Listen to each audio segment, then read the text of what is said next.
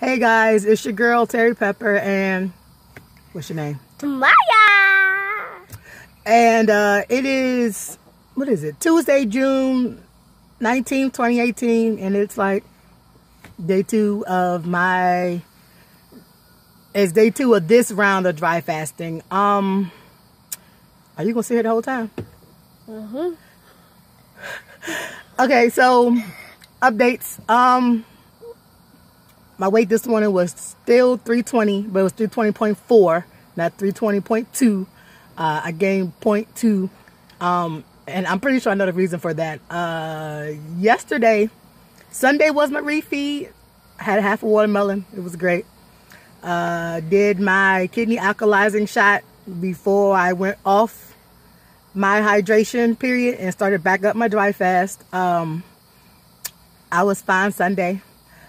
Well, Sunday night I had a little hunger pain, just a little. Monday, all day yesterday, from like 2 p.m. until like 5 a.m. this morning, I was hungry.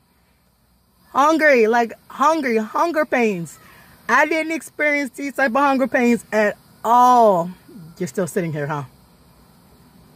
I didn't experience these hunger pains at all last week. I had minor hunger pains. Nothing like last night. Last night it felt like I was starving. Go figure. But I'm not. It just felt like it. Around 2 a.m. the hunger subsided. And then I was trying. It's just a fly. Look at you flinching. You shouldn't be here.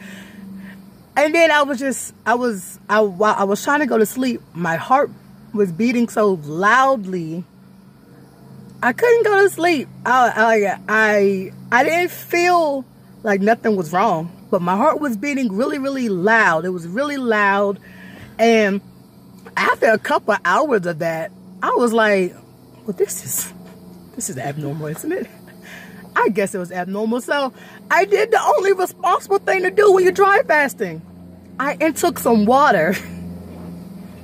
So I drank water. I drank probably 40 ounces. Like, my water bottle is like 40 ounces. I have a 40-ounce water bottle. I have other ones, but that's my biggest one.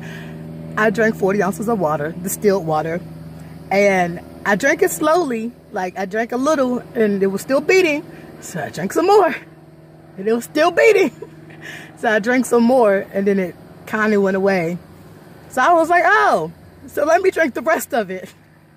And then I went to sleep, finally, at like 5 a.m. this morning. Oh, you got bugs on you? Yeah, you shouldn't be out here. That's what I told you. No, it's not ants. Yeah, shouldn't be out here. Ants, bugs, that's probably when you're outside in nature. So I drank water. That was all I did. Oh, I drank, since I drank water, what did I have with it? I drank some lemon juice with it. Why not? Just drank some lemon juice and apple cider vinegar with it. I had a shot of that. And 320.4. This morning, let's see, like this morning, it's like, it's just, I had like 2 hours of sleep. Like, I don't feel tired at all. I think, I don't know what was going on last night. Maybe I should have been out walking while my heart was beating so fast. I should have got some faster cardio, but not really. I'm just like, my body's like, last week it was like, we're going to roll with you because you're determined. This week it's like, we're going to give you some conflict. But that's okay. I ain't even going to worry. I'm still on it. Child, it's a fly. She want to be in this video so bad. I don't know. But I still feel good. Even after drinking the water. If that happens again, like later on today or sometime before tomorrow, if the heart beating starts palpitating really, really fast and I'm not comfortable with it, I'm going to switch this week's dry fast to a water fast. Because I just don't want nothing to happen. I think I understand why they say that you shouldn't go from a sad lifestyle, standard American diet lifestyle, and jump into a dry fast. Maybe jump into an extended one. Like, yeah, body ain't used to it. It'll be there. It'll get there, but it ain't used to it. And right now, The baby was palpitating, so I drank some water. I'm back on the dry fast. I'm going to see how long I can go today. I'm going to try for another 24 hours, no problem. What is Umi? I don't know. It's ants. Yeah, it probably is ants from you. Like I said, slight hunger pains. Yesterday was real bad hunger pains, like real bad hunger pains. Like I felt like, oh, that's your hair, girl. Do something with that. Oh, sorry, it's weave. Yeah, I know it's weave. First time getting weave. Tragedy. It's messing me up. Listen, I'm sticking with the dry fast. If something, as far as how I'm trying my best to just listen to myself. I can't say that I've done that before. I can't say that I'm in tune when listening to myself. But I'm trying my best to be as attentive and pay attention to anything that pains, anything that heats up, anything that feels different, anything that I'm not accustomed to. And I'm not accustomed to probably anything that's going to happen on this process. But so anything that I'm not accustomed to, I'm definitely going to pay attention to and research it before I break my dry fast. Like, clearly if I'm doubled over in severe pain or peeing out blood or something rather, I'm going to stop. But if it's just like, oh, that hurts, that really, really hurts, what is that? And then I don't know what it is. I need to research it first to find out what it is. Make sure it ain't nothing crazy. And if it ain't nothing crazy, if it's just something detoxing, then I'm going to keep on. I'm going to keep on. Like I said, accountability. I did not get to this size by being accountable. I was not accountable for what I put in my mouth. I wasn't accountable for years for what I was eating. You finally leaving? Mm-hmm. Good. Get out. Goodness gracious. All up in my personal space. Just stay in my bubble.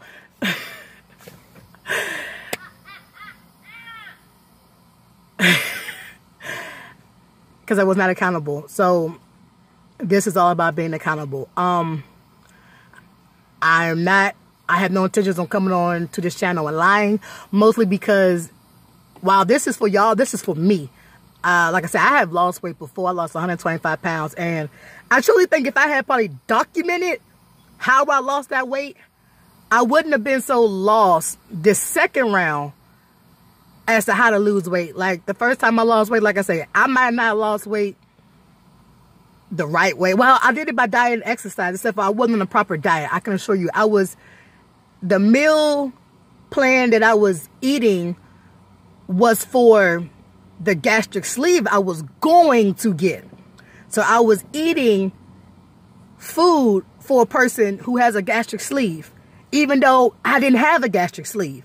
So yeah, I lost a lot of weight because my portions went from being this big to being like that big, because I'm eating for someone who has like a third of the stomach that I had, which was the whole point. I was going to get the surgery, lose weight, and then I'm like, I found it was easy to lose weight if you just literally restrict your calories and exercise. But I'm starting to understand it's not really a calorie restriction. Calories in and calories out is not the same thing when this food is so poor, when the food is so just horrible. Horribly good sometimes, but horrible.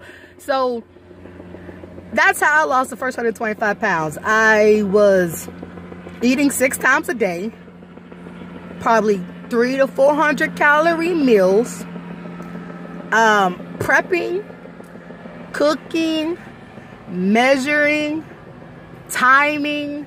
Like I was in it. I was thrown in it, and I was like, this is gonna be my life, so I definitely gotta get in it. I was doing it.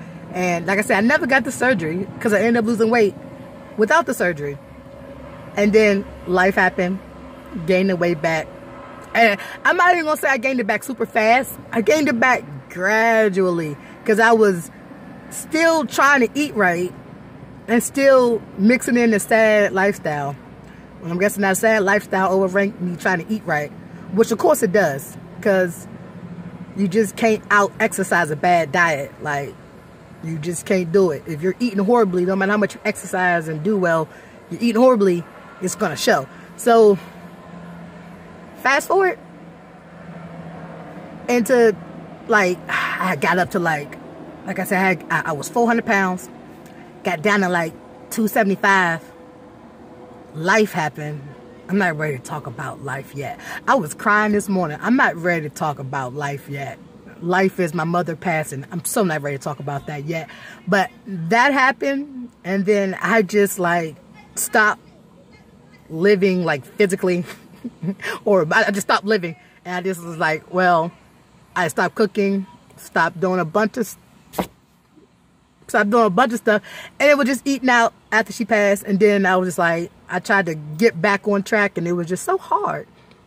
So hard. So I believe if I had documented what I did the first time, I could have just retraced those steps and tried to lose weight again, and it just didn't happen. So this time, my whole thought process is to document this journey, this part of my journey, so that if anything else happens, life, I don't know what else could happen as big as my mother passing. I mean, like, honestly, like, that destroyed me. Destroyed me. So I don't know, like, but I do want to document this. So if anything happens and then I fall off, I can just come back, watch my own self, talk to y'all, talk to me, and get back on track. Because accountability is really, really important. I never realized how important accountability was. When you're living life and you're doing what you're supposed to do, and I'm not even talking about health-wise, but when you're working, paying bills, living life, being social, like when you're like when you're living life, you're living life. I been living life, and I haven't been accountable. I haven't held myself accountable for certain actions that I've done, certain things I know I shouldn't done. And now it's time to be accountable. It's time to be accountable. It's definitely time to be accountable. If I'm not accountable now, look at that. Oh, you can't even see it, right? It's like my cancer tattoo from my mom. She died from colon cancer. That's why, yeah, colon cancer. Wasn't even the first one in the family to go for colon cancer. It was a couple of aunts before her. One aunt before her had colon cancer and passed away. And then she had colon cancer. And it's funny enough, oddly enough, not funny enough, oddly enough, she had cancer before, colon cancer before. She beat it. She beat it. And then it came back. Probably because we didn't change her eating style. And I say we because I'm holding myself accountable for that too. Like, I definitely, if I had known what I know now about fasting, like, if I had known that, this is the stuff that is just not known.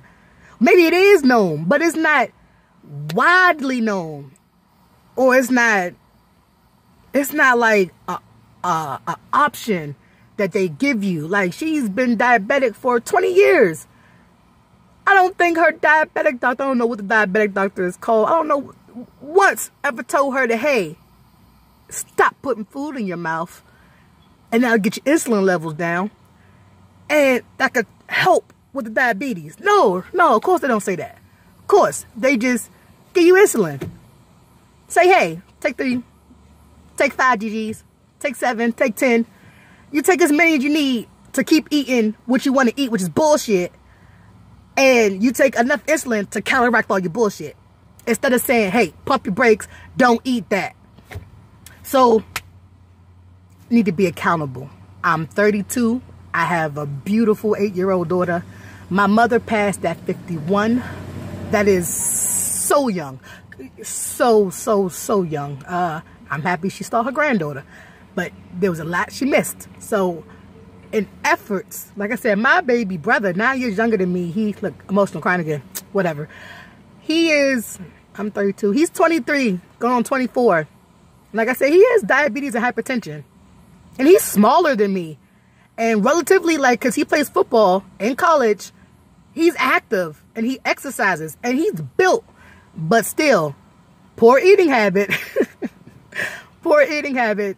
Still, he has diabetes and hypertension. So I'm just like, I need to stop fucking around is basically what it is. I need to stop playing with myself, stop playing with my health.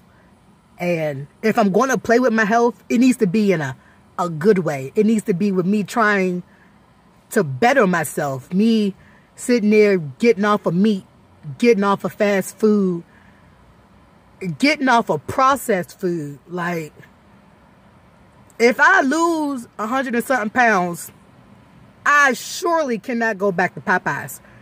Because then I'll be trying to lose 120 pounds again in a couple years. So, whatever I do, I need to be accountable. I need to stay accountable. Even if I mess up.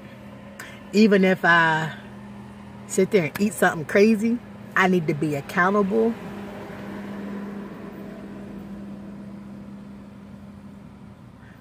I need to be accountable because I'm not going to say time is short, but time waits for nobody. And like I said, I got nothing but time. So let's get it cracking. Let's end all that. It's your girl, Terry Pepper. It's a beautiful day. Tuesday, June 19th. 320.4 pounds. I gained 0.2. Probably because of 40 ounces of water I drank at 4 or 5 o'clock this morning. Trying to calm my heartbeat down. Am I scared? No. Like I said, I'm back on dry fasting. But like I said, I will listen. If something else happens, I might have to switch to a water fast. We'll see. But I keep you posted. I definitely gotta keep you posted, right? Definitely gotta keep you posted. So, try fasting. Fasting is beautiful. I am researching other types of fast. I know there's water fasting. I know there's juice feasting. Feasting, not fasting, feasting. And there are other types of fasting. I'm going to experiment with some. Like I said, I'm going to hybrid this fasting until I get the first 100 pounds off. We're just going to hybrid this. Like, we're just going to get it. I can't even yeah, we're just turn intentions into actions. Turn intentions into actions. Hold myself accountable. If I mess up, get back on it. Do not turn one mess up into a day of mess up, into a week of mess up, into a month of mess up. No, I'm not going down that route again. I'm tired of self-sabotage. That's exactly what that is. And I know it's self-sabotage. I've been self-sabotaging myself for years. So, I'm stopping that. Like, last week's dry fast gave me so much clarity. So much clarity. Like, after the one day when I woke up with 2 thoughts, I literally do wake up every day with less and less thoughts. Less and less stress. I'm not concerned about the mundane things that I already know are going to come. I'm not concerned about that. Like, I have a delivery job. Oh, I don't have gas. Oh, what am I? Like, I'm not even fretting about that. I make money. I put gas in there. Easy peasy lemon squeezy. Like, I just can't fret. Can't worry. It's time to focus. Refocus. Because life's going to happen regardless. Whether I'm laid up in my dark-ass bedroom, moping around, moaning around, trying not to eat or drink, or I'm out here working, grinding. Life goes on regardless of what I'm doing and what you're doing. So, it's best just to go with it. Go with it. And that's what I'm going to do. I'm going to go with it. It's day 2 of the dry fast. And I'm still feeling great. The mental clarity is great. The fact that I want to continue this is great. The fact that I feel great is great.